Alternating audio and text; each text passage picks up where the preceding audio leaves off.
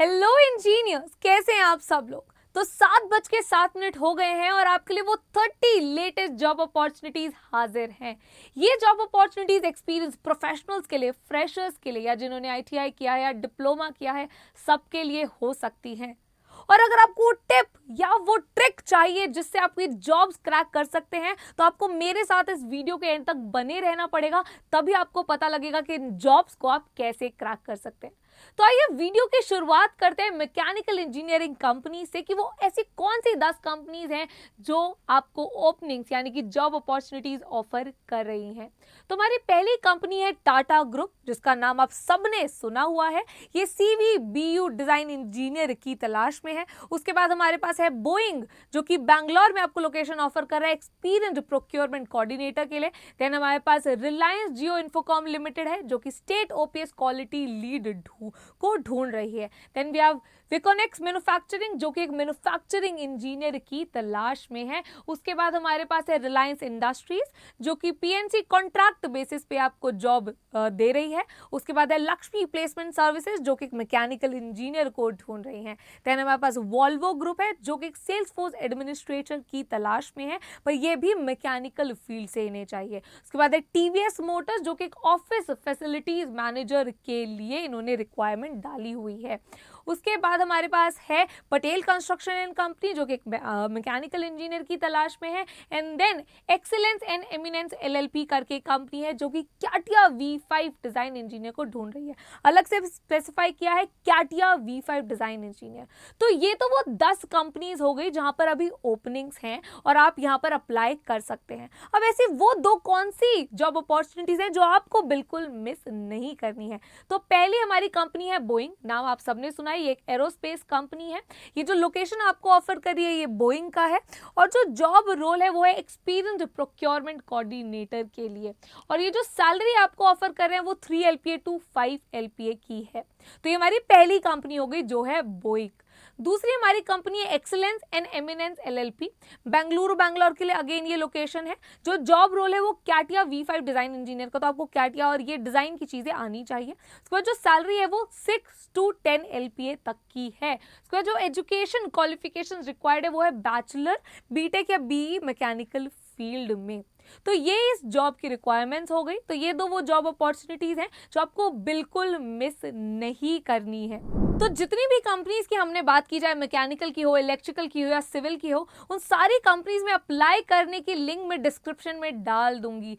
तो अप्लाई करने से पहले एक बार अच्छे से गो थ्रू कीजिएगा कि क्या कंपनी की रिक्वायरमेंट्स और किस स्किल सेट पे आपको काम करना है ये सारी कंपनीज की जॉब पे अप्लाई करने के लिए और उन्हें क्रैक करने के लिए। अब एक और चीज, मैंने वीडियो के स्टार्टिंग में बोला था कि मैं आपको एक टिप बताने वाली हूं कि आप इसे कैसे क्रैक कर सकते हैं।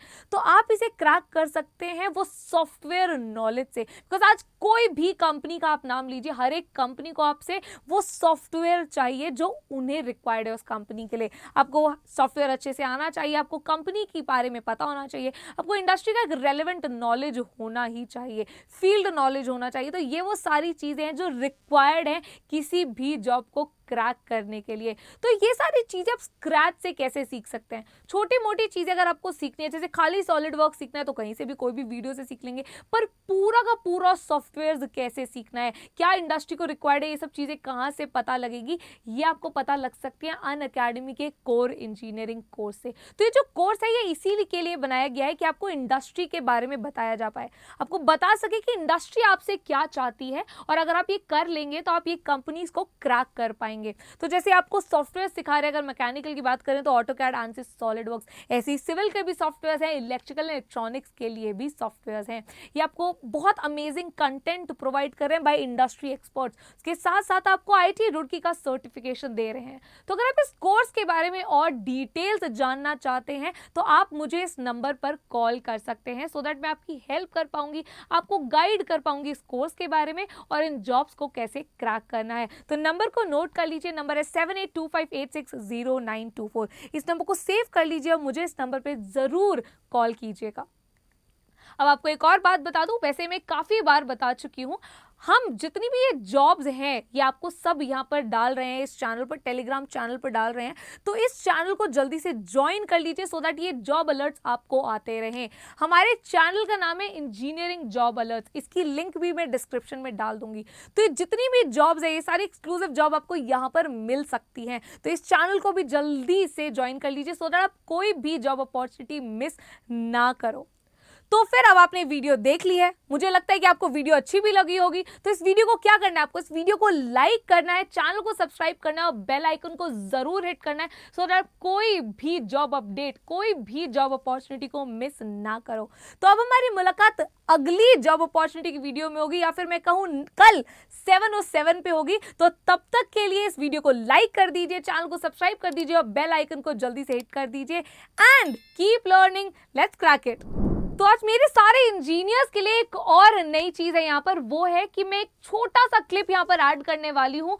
ये जो क्लिप है ये हमारे एक लर्नर का है, अनअकैडमी के लर्नर का है, जिनका नाम है कीर्तन एस भट्ट। और इन्होंने अभी अभी अपना टाटा हिटाची का इंटरव्यू क्रैक किया है और इनकी प्लेसमेंट लग गई है टाटा हिटाची में। टाटा हिटाची काफी ही बड़ा नाम है। तो आइए कीर्तन से जानते हैं कि वो कौन सा स्किल सेट था जिस पे इन्होंने वर्क किया, वो इनके एक्सपीरियंसेस के बारे में जानते हैं कि जब ये प्रिपेयर कर रहे थे इस इंटरव्यू के लिए, या इससे पहले इन्होंने जितने भी इंटरव्यूज दिए उनके लिए प्रिपेयर कर रहे थे, वो ऐसी क्या चीजें हैं जो माइंड में रखनी बहुत जरूरी है जब भी आप इंटरव्यू के लिए जाते हैं और इतनी बड़ी कंपनीज के इंटरव्यू के लिए अपियर हो रहे होते हैं। और इनको क्या लगा कि क्या कमी थी इनमें, क्या नई चीजें इन्होंने सीखी, अनअकैडमी के कोर्स ने इनकी कैसे हेल्प की, तो ये सारी चीजें आइए कीर्तन से ही जानते हैं।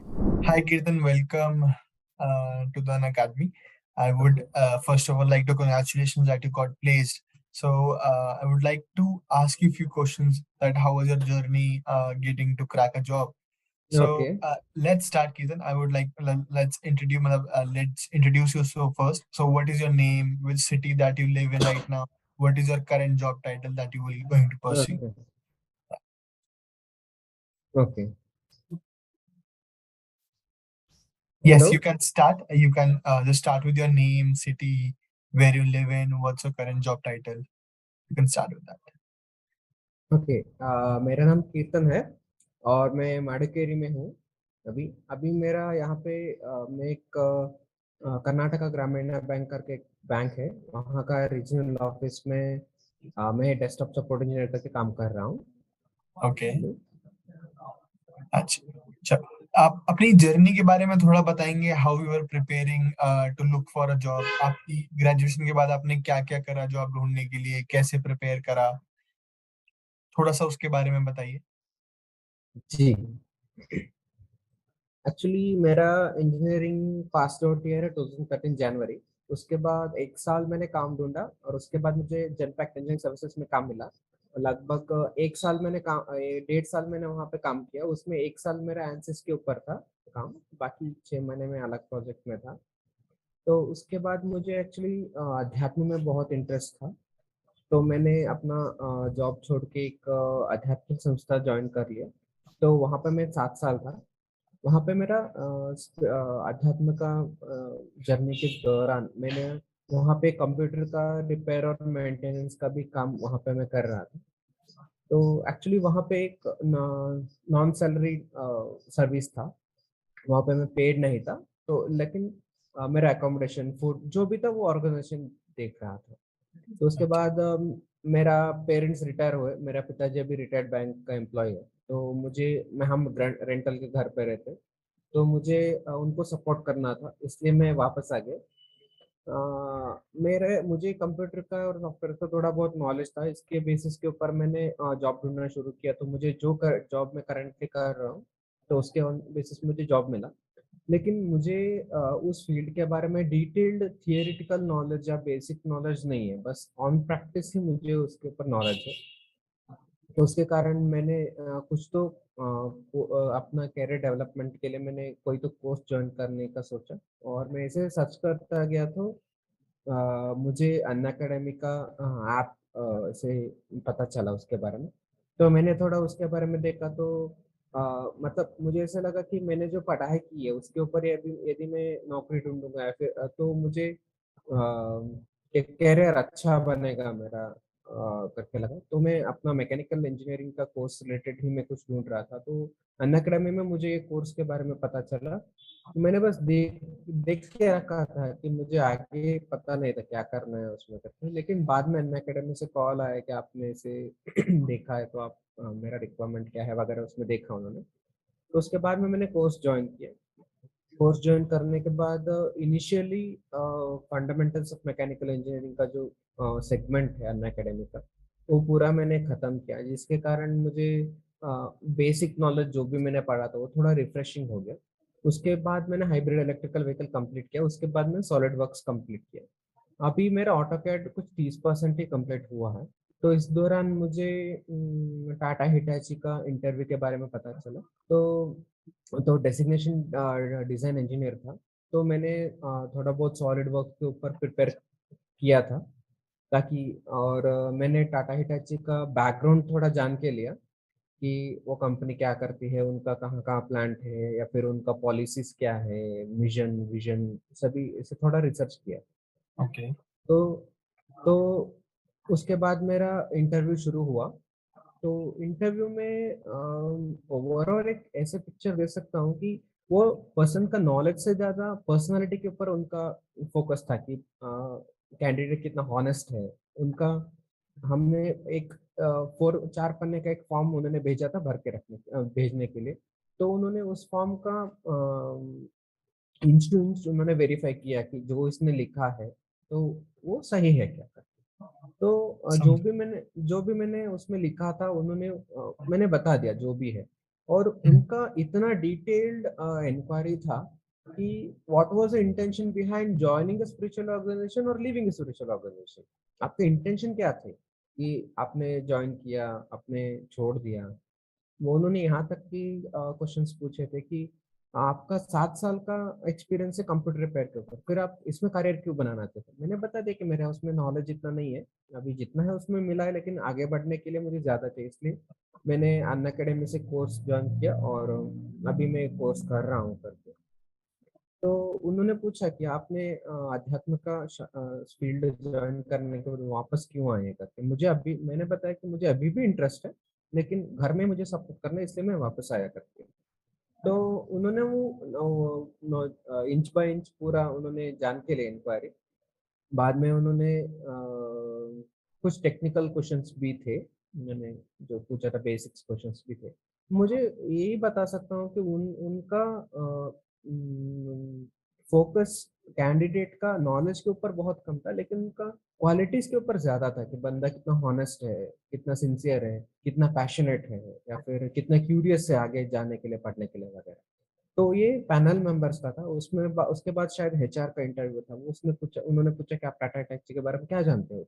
तो मैंने बताया कि एक तो मुझे उनका विज़न बहुत अच्छा लगा, reliable solution to the customers, क्योंकि हम जो भी प्रोडक्ट परचेज़ करते हैं, हम उसके ऊपर और सर्विस के लिए हम उसको रिले होते ही हैं। तो वो जी. मुझे एक अच्छा लगा।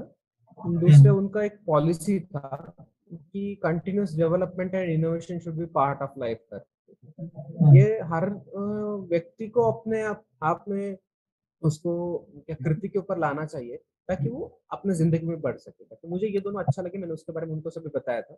लेकिन उसके बाद मुझे कॉल आया कि हाँ, आप सेलेक्ट हुए हो करके।